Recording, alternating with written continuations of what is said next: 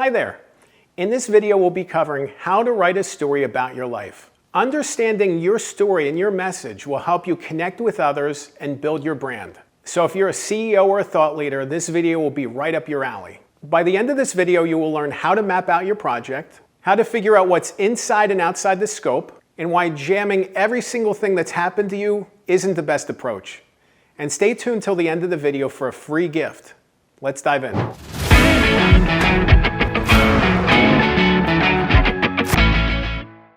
What makes you and your message special? What makes it unique? What makes it different? What are the stories you tell when you're at a party with others, with your friends? What are the messages that really hammer home your being and your best self?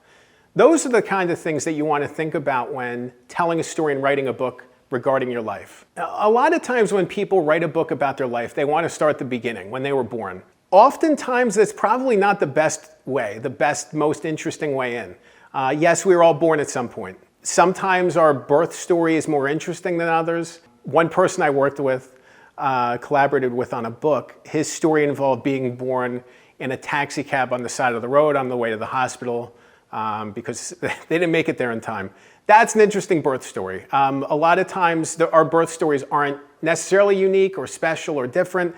And if they are, they might not be the best place to start with the story itself. A lot of times with books I write, I start with the most impactful moment, the moment when everything changed in the story, the moment when there was a huge challenge ahead. Jumping into the middle of the story and then pulling back is a much more compelling way to start that story about your life. In terms of this can really limit your ability to tell the most impactful story, because you're now thinking about this happened and this happened and this happened. There's just steps along the journey. How do they all connect? How do they all fit together into the book? Those questions around what to include and not include is why it's so important as you begin writing a book to outline.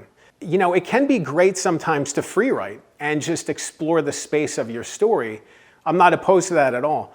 But what I think is super valuable is figuring out the scope and the shape of the story in the book at the beginning of the process, because there's going to be a higher likelihood that the things that you write later are going to be included in the final product, instead of writing aimlessly and hoping you find it along the way.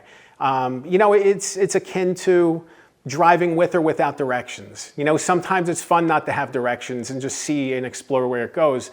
But most of the time you're going to want to know. And nowadays it's a lot easier. You think about back before when we used to have maps. So we have to figure out maps and figure out MapQuest, or write down the directions, and use different clues and cues to figure out when to turn. It was after this, landmark. Today we have so much technology available to us to help make that process easier. And I think with book outlining, it's very similar. I think we have a lot of opportunity, whether it's through ChatGPT and AI tools or it's other approaches, to be able to figure out an outline pretty quickly, and then to be able to move forward in confidence and with clarity, understanding of what the scope of the book is. A big part of that process is understanding your audience and understanding how they connect to the story. That's not to say that you include everything in the book with your just thinking about your audience, if they're going to like or not like this topic. It's about what they need to understand the story that you're telling. It's about keeping them in mind so there's not unanswered questions at the end. You don't want them to get to the end of the book and say, well, you promised this at the beginning. I didn't get that. Well, what's going on? Because those are the things that end up in reviews. Oh, the book promised X, but didn't accomplish this.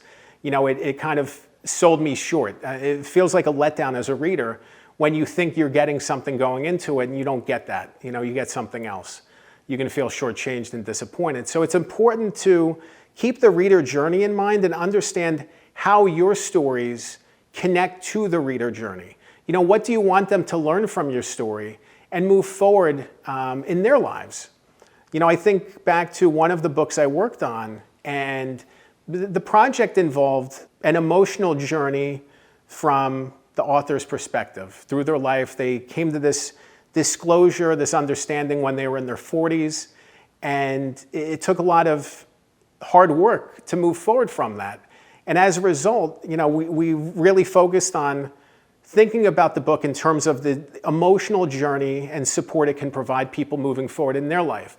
That not everybody's going to have the same circumstance, the same situation, but they should be able to relate to it and be better equipped to move forward for themselves. So it's important to keep that reader journey in mind and have the payouts there, have the understandings there, that the readers are going to feel empowered by the end of the book, that you've helped them along their way. A big part of that process is doing research, doing the hard work to really get the story right. You know, it's one thing to just throw out some ideas we have, throw out our opinions, find the supporting evidence. You know, if this is a story about your life, dig deeper. You know, dig deeper into public records, dig deeper into research, dig deeper into newspaper articles, dig deeper into conversations you can have with people to help you really understand the story from all places.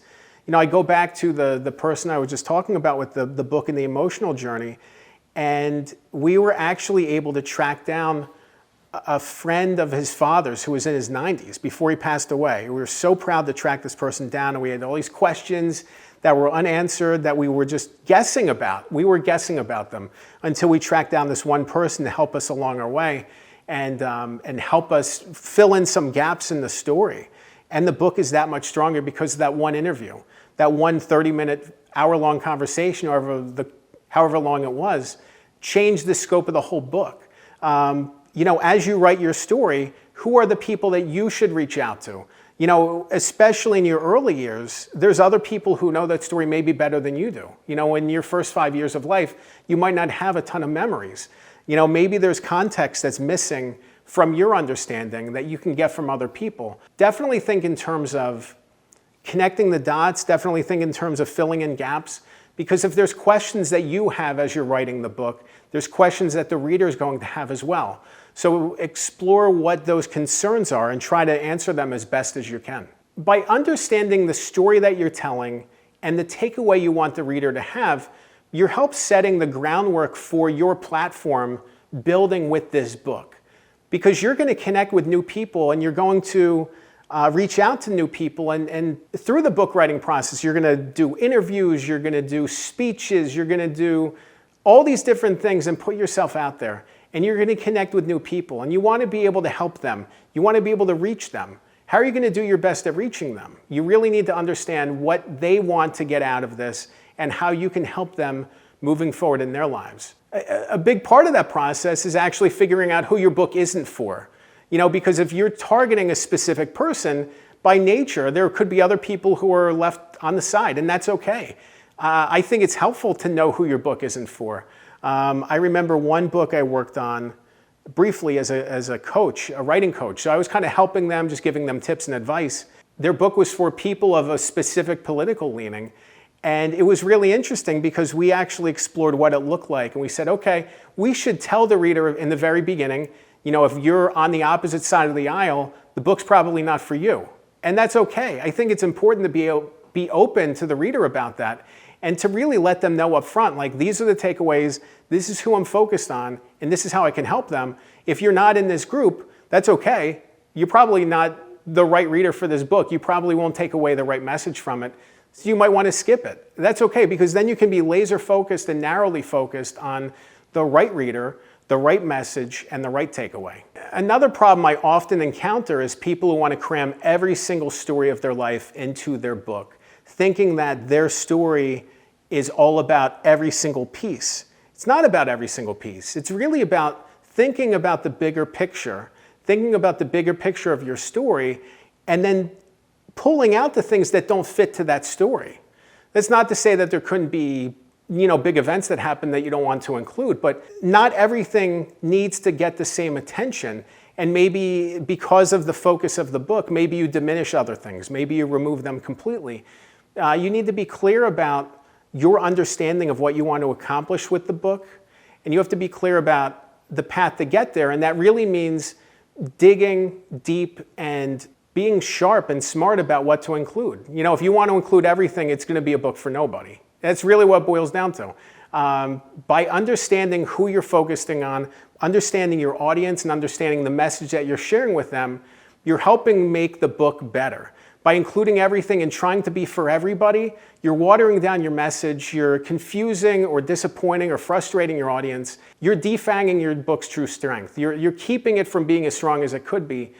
So by removing the stories that don't fit, maybe using them online as web editions, maybe using them in another book, you'll be able to connect them in the strongest way possible. But make sure that your book is laser focused on what it wants to accomplish and relies on stories that are going to help accomplish that goal. All right, now that we've covered how to write a story about your life, I have a free gift for you. The book writing and ghostwriting and production and publishing process isn't easy. I get it. There's a lot of twists and turns.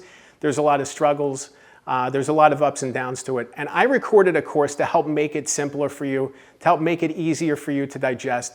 I recorded the course with Nate Woodbury, one of my dear book collaborators, and it's called Good Book Blueprint. Just go to the website, goodbookblueprint.com. You can click the link below. And there you can learn the book writing process from both sides, from the book ghostwriter, from the author, and really just feel empowered, understanding the pain points, the difficulties, the struggles, and the awesomeness that comes with writing books. Remember, good ghostwriting makes great books. I'm Dan Good. Thanks for watching.